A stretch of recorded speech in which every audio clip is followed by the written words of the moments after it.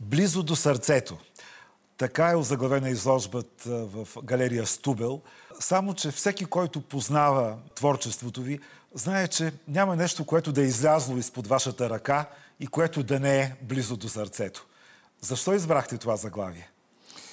По принцип, да, изкуството, всеки автор ще каже, че и неговото, че това важи за всички автори, въобще за изкуството. Но тъй като аз мисля какво заглавие да поставя, споделих с една приятелка. И нейният коментар беше такъв, нали? Тя разсъждаваше. Тези работи са близки до сърцето ти и продължи. Аз казвам, стоп. Намерихме заглавието. Това е заглавието, близо до сърцето. Тя малко така трудно спря, нали? Обаче и сега, не знам колко е подходящо, но всъщност може би много подходящо, да. Близо до сърцето ви е тревогата. Паметта за хората, които ги няма, за техните сблъсъци. Тук в тази изложба виждаме и известни личности от българската култура. С какво те са ви близо до сърцето? Да, една част интелектуалци има. Всичките по малко или повече, по някакъв начин, обществото е длъжно. Държавата и нашето общество им е длъжник. Всеки в една или малка степен или по-голяма е пострадал. Получил е не това, което заслужава. Дори някои са и премахнати, убити по най-жесток начин. Един от Райко Алексиев, покрай чийто дом минаваме, идвайки в телевизията. Така. Други пък са много известни художници. Кристой и Жорж Папазов, но те са известни в чужбина бяха. Тук малко по малко обществото с големи мъки се опитва да ги приеме, чудат се как да ги отхвърлят. Общо взето това е малко под влияние на чужди, според мен, държави. Те не искат ние българите да имаме известни личности, с които да се гордееме. А те са световно известни художници и са българи и са, така ли, че би трябвало да са наша гордост. Но обществото ни като цяло им е длъжник. Има и други, които са били оклеветявани, в лагери са лежали и малко или повече те спечелих така моето съчувствие и състрадание. Сега аз не искам да се слагам в тази категория, нали, на пострадали. По някакъв начин усетих как въздействат клеветите, лъжите, да те притискат, да те наказват за това, че не си послушен, да те лишават от неща, които ти принадлежат под закон Божий и човешки. И да бъдат скрити и унищожавани някои от творбите. Да, което според мен е най-страшното за един творец. Да не говорим, че унищожават им творбите или пък ги прехвърляте някой друг автор, който е близък до системата. Важно ли е да се съпротивляваме? Ами не знам, аз се уморих малко. Вече съм стар 70 годишен, колко години вече вървя по този път. Оставам така щафетата на по-младите. Мисля, че е техен ред.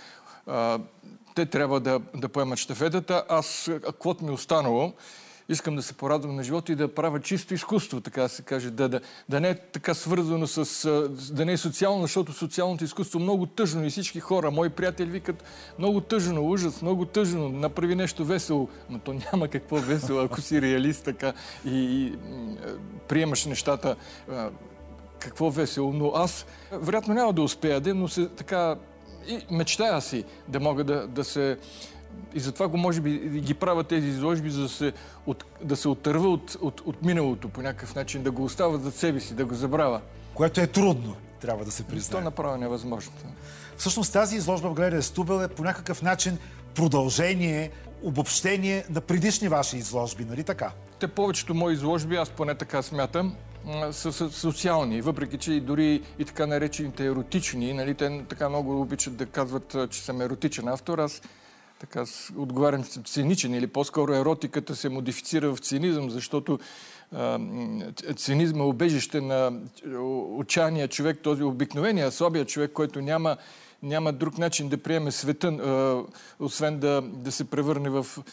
така да приема по циничен начин реалния живот. Прав сте, че тази изложба по някакъв начин следва избора на персонажи. Това са така наречените проекти виртуални паметници. Изборът е на такива хора, нали, които по някакъв начин са, както казах преди малко, са пострадали, са потърпевши от системата. Или такива, които са се борили с системата, опитали се да променят. Мога да изброя и много други изложби. Нали? Сега тия, с които са малко по-нецензурно заглавие, ще ги пропусна, но да речеме Дон Кихот умря или Планета клевета. изгубени. Това е за социалното инженерство и за кражбите на авторско право и на произведения на изкуство, или това за унищожаването на художествени произведения, се заличи години живот на дадени автори.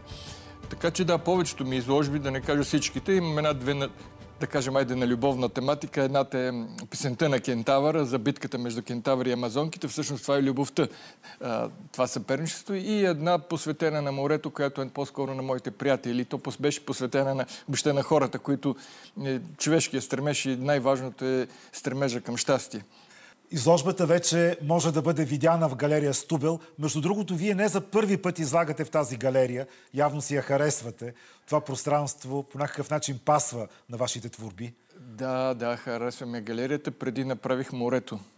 Изложбата. Една така, за мен е хубава изложба, защото живопис. Имаше и скулптура, морето в скулптура, така образно казвам, в скулптура. Релефи, между другото, имаше и вълни, които триизмерни.